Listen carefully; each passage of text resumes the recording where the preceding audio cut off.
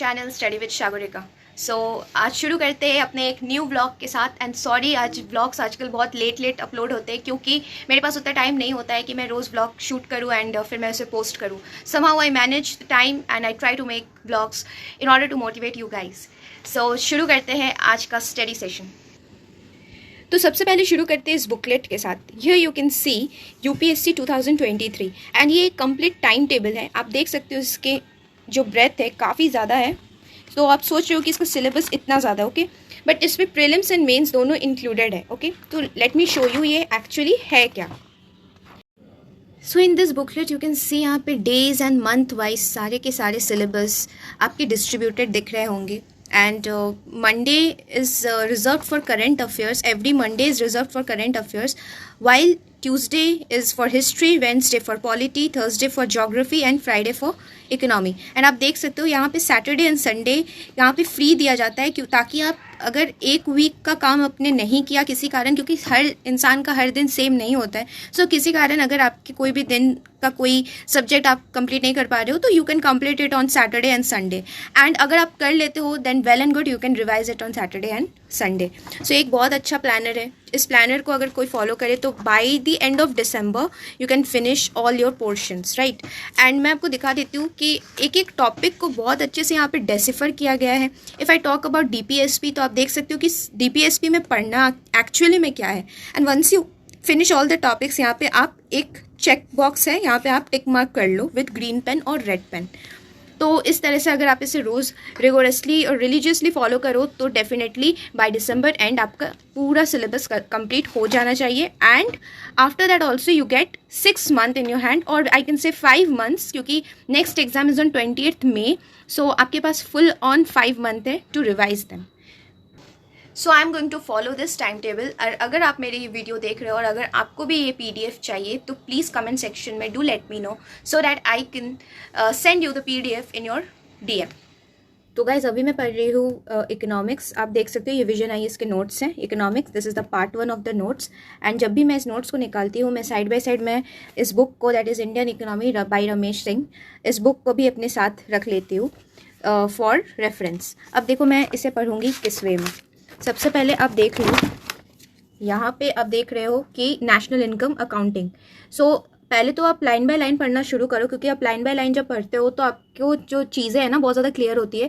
You must do reading between the lines. एक एक line का मतलब आपको समझना पड़ेगा, तब जाके आपको ये चीज़ें क्लियर होगी।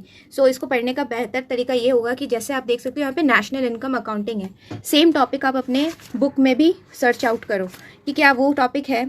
तो देखो आपको यहाँ पे मिलेगा नेशनल इनकम, राइट। तो आप पहले इस बुक को पढ़ो, क्योंकि बुक में जो चीज़ें होती है ना वो थोड़े से इजी वे में, इजी फॉर्मेट में दिए जाते हैं, क्योंकि ये बुक कहीं ना कहीं ग्रेजुएशन के स्टूडेंट के लिए भी डिज़ाइन किए गए हैं, तो उनको मद्देनज़र रख के इस बुक के ऑथर ने इसे लिखा है। सो थोड़ी सी इजी लैंग्वेज में आपको यहाँ पे चीज़ें मिलेगी।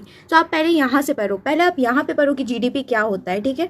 आफ्टर डैट जब आप यहाँ से पढ़ लेते हो देन जम्प टू दिस, कि यहाँ पे फिर आपको GDP के बारे में सही नॉलेज आपको मिल जाती है। देखिए यहाँ पे आपको समझ में आएगा कि GDP क्या होता है, क्योंकि यहाँ पे काफ़ी विस्तार से बताया गया है इस नोट्स में।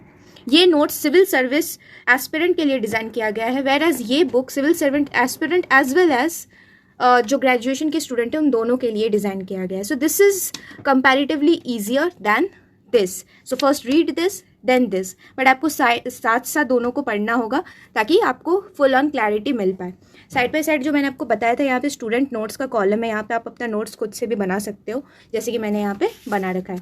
सो अभी मैं यही पढ़ने वाली हूँ। सो अभी मैं देखो, अभी as I am studying national income right now, so मैं इसे कंटिन्यू करके कोशिश करूँगी इस चैप्टर को जो कि 20 पेजेस के है उसे मैं कंप्लीट कर लूँ। सो मिलते हैं guys after completing this. So guys after finishing economics now it's time to study geography. Actually मुझे जोग्राफी का रिविजन करना है, सो मैं दिखाती हूँ मुझे क्या रिविजन करना है। So you can see this chapter, here you can see the mountains and the types of mountains. So इस चैप्टर को मैंने ऑलरेडी रीड कर लिया है, but revision is very important. You can see all the diagrams, you have to decipher the diagrams as well, क्योंकि आप यहाँ पे ऐसे टर्म्स देख सकते हो, क्योंकि अगर इस टाइप के टर्म्स MCQ में आपको दिखते हैं, व्हाट इज़ नैप और व्हाट इज़ रिकमेंड फोल्ड, इस टाइप के क्वेश्चंस, तो आपको पता होना चाहिए कि these are part of fold mountains.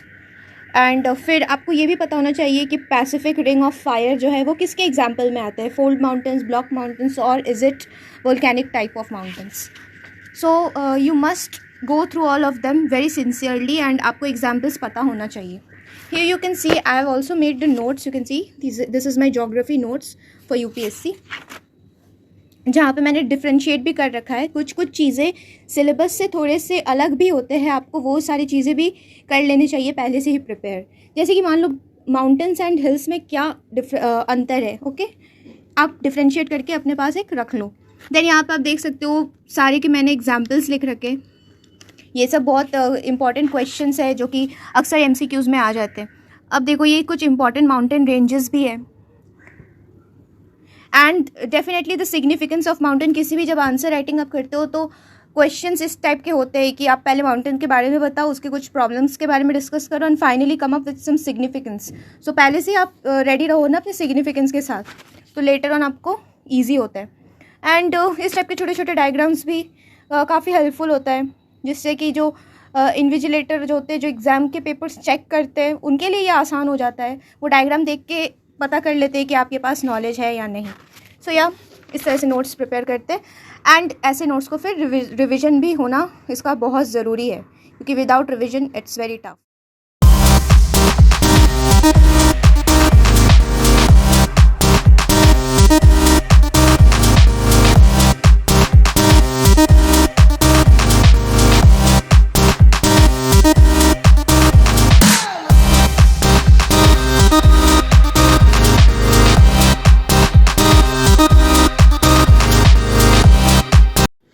So that's all for today, guys. If you're watching my video till here, then do like, share, comment and subscribe to my channel to get another vlogs. And till then आप पढ़ते रहिए, healthy रहिए, as well as hydrated रहिए, because इस season में hydrated होना बहुत ज़रूरी है. And till then stay motivated, blessed and happy. All the best, aspirants.